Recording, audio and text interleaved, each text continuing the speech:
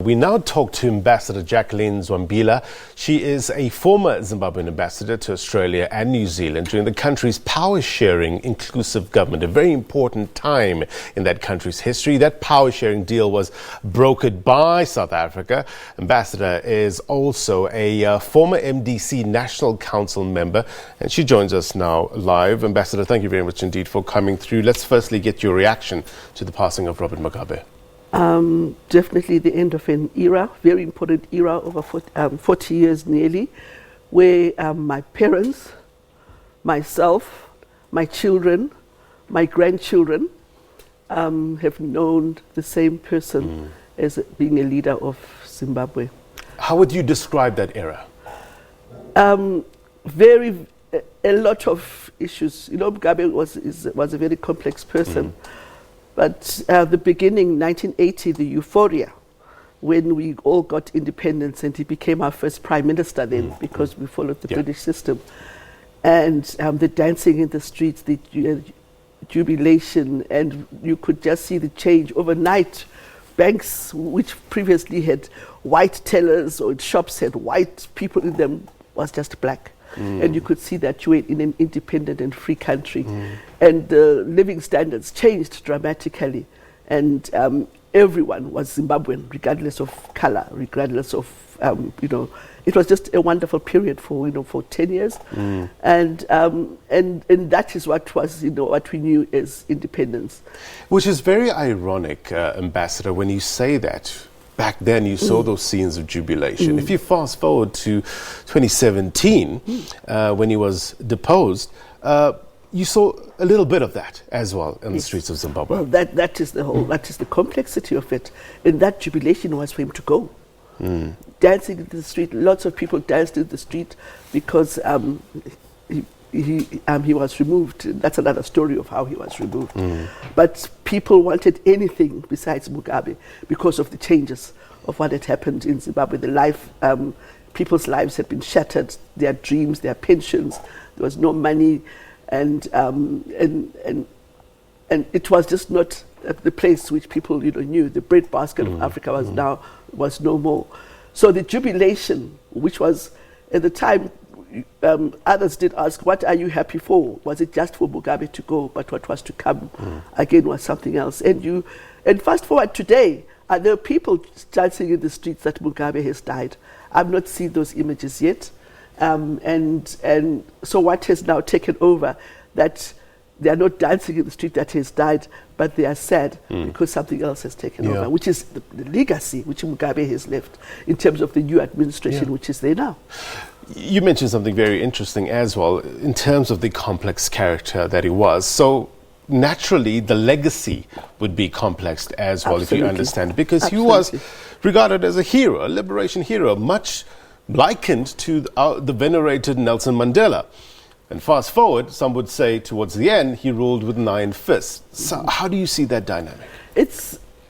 It's not unique, I suppose, to Africa. If you look at Chile, I was with the Chilean ambassador the other day in Pinochet, how they all started, and in the end, the power takes over and something else happens. And I think it's about legacy. And what it is he termed was his legacy. And I think one of the things which President Mugabe wanted to maintain was the fact that he always talked of no white people would ever rule Zimbabwe again. And if that took what it had to take in order to keep Zimbabwe black, I'm not saying I agreed with it, but that was a very big drive he had. I remember with Blair, Tony Blair, keep your Britain and I'll keep my Zimbabwe. The scorched earth policy of what is right, what he believed was right for the country, and not, and not for the people of Zimbabwe. We were speaking to a representative of ZANU-PF here in South Africa, Kennedy, and he was saying that Robert Mugabe tried to instill a lot of pride within Zimbabweans, pride of country. Did that hurt Zimbabwe? Did it hurt Zimbabwe? It hurt Zimbabwe in terms of where was Zimbabwe when he first became president. The roads were working, the lights were working, everyone at the house, people were educated. Because of the missionaries. One thing Ian Smith didn't do, he left the education alone, whereas in South Africa they meddled with it. But they left it alone to the Christian schools. He was also brought up by the Jesuit priests. Yes, he was Catholic. Yes, yeah? yes. Yeah. So they played a very big role in educating a lot of most of the Zimbabweans who became then leaders, eventually. And then when he then did take over, he continued that now in government schools, but with a rewritten history. A rewritten history. The victors always rewrite their history in terms of what Zimbabwe should be, what African Zimbabwe should be. But one of the things, though, which was very upsetting was at the very beginning of his rule, the Bulawayo massacres, and having to consolidate in order to consolidate a one-party state. That was one of the things which I think which was detrimental to the well-being of Zimbabwe, and to this day we still have not got over that very sad period. And then it continued. It started with the Bulawayo people, and then it started with the white people during when the movement for democratic change came to power. Another scapegoat then became the white farmers, and then it became the very same people of Zimbabwe to maintain that one-party state. Take us back to that period where the negotiations were happening with regards to the power sharing of this inclusive government. What were some of the dynamics that you had to deal with there? Well, I think the dynamics, one of the things which is not told about that time, is that the movement for democratic change truly believed that the people mattered in Zimbabwe, and that it was not about the leaders of a country. And at that time, Zimbabwe was at its knees. People were starving. People were eating grass. The money, remember the hyperinflation at the time, billions of dollars. So something had to give. Something had to happen. And literally, the ZANU-PF was brought to the table kicking and screaming by South Africa. So, but it was MDC who was then able to say that they had actually won that election, and say we will go into this power sharing agreement. And I don't think they are given enough what's the word, for that because as victors they should have said no, but they didn't. They came to the table, and even when they did come to the table, what happened was Mugabe had already chosen what ministries he was going to have, so there wasn't really a power sharing anything. So he took all the hard parts, foreign affairs, the army, all the military instruments, and MDC was given all the social aspects of the health, and they did a very good job with it, because just overnight, people, the money changed. People were eating. People's lives had improved very, very well, while the hard politics remained in place. So it was literally two centers of power which never got together, in one direction. Ambassador, we're also monitoring South African President Cyril Ramaphosa in East London, so if I had to interrupt you, please forgive me, but we will carry on. Just remind us your tenure as ambassador in Australia and New Zealand. Which years were those? At the beginning of the inclusive government, 2010 to 2013. Right. Remember, there was then an election which was forcibly made before, and Mugabe won the election in 2013, and that was the end of the inclusive government. Right. So that was the end of all our... At that time, when you were in these countries, what sort of concerns were leaders of those respective countries, bringing to your table about your country? Yeah. Well, the fact that it had been a negotiated settlement by the African Union, South Africa leading it, but also the Western community had come to the table. Yeah. So the mandate was to re-engage the West, that this was a new deal and something new happening. So it was important to support it. So going to Australia and New Zealand was exactly for that, in terms of the collaboration, bilateral agreements, to help Zimbabwe forward. By the time I arrived, I remember arriving in Australia and going to a meeting in Perth, mining meeting. And as soon as they heard I was the Zimbabwean ambassador, the people left the room.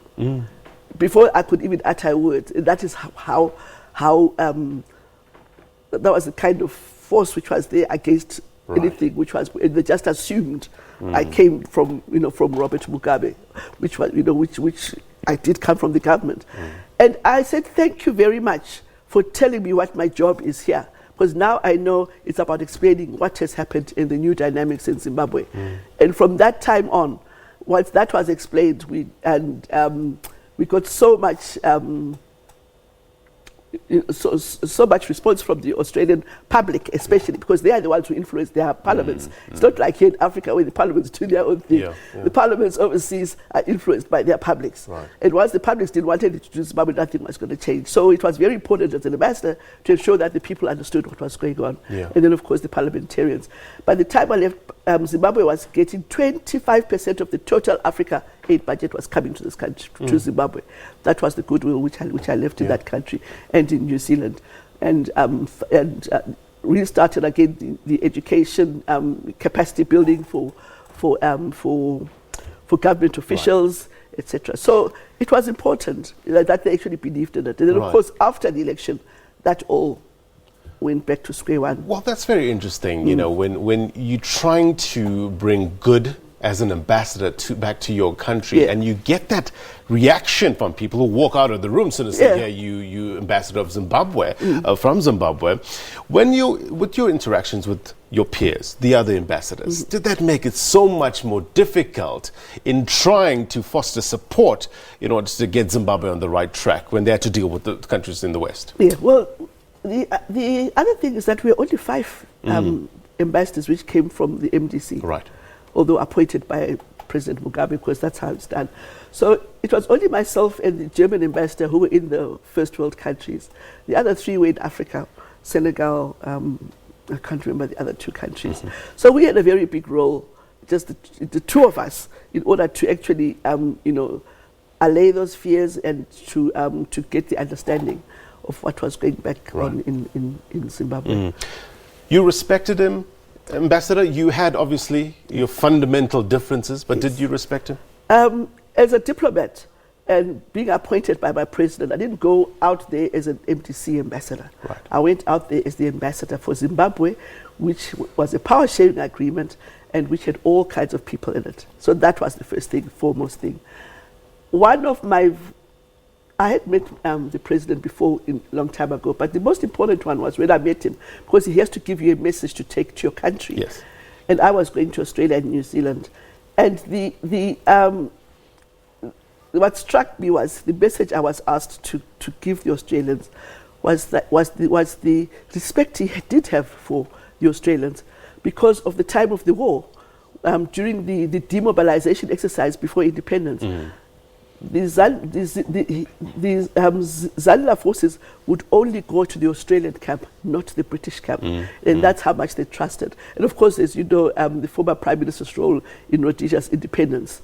And so from that time on, that's one thing about Robert Mugabe, he really did respect the Australians for that. And my message to the Governor General, he said to me was, tell them, I will never say anything bad about them because of what they did for us during independence. Before that. But I will say something, I will say about the British and everybody else. And to me, I thought that was very profound and something very, which a lot of people would not have known about that man. And his charm. A lot of people don't know. He was charming. That he was he was a very charming man. He was also a very diplomatic man, and he also remembered names. And that's I things about this about the man, the human side of the man, which a lot of people don't know about. But when he had to do other things in terms of his government, he was something else. But he was a human being in some aspects. Yes. Right. Look, he lost power back in 2017, and as we wrap up, but did he still hold sway over the population in Zimbabwe?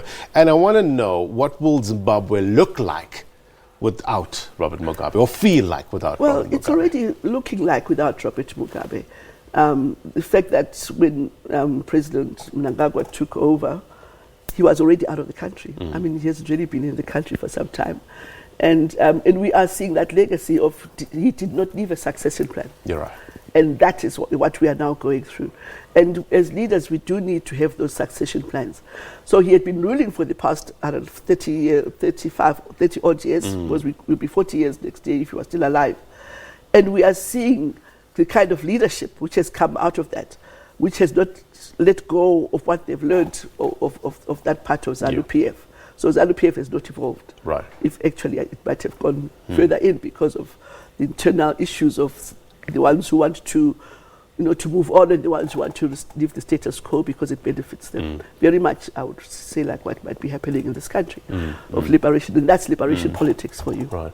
Yes. Ambassador, thank you very much indeed for coming through. We really appreciate your time and your perspective as well. Thank you All so right, much. that was the former ambassador, Zimbabwean ambassador to Australia and New Zealand, Jacqueline Zwambila.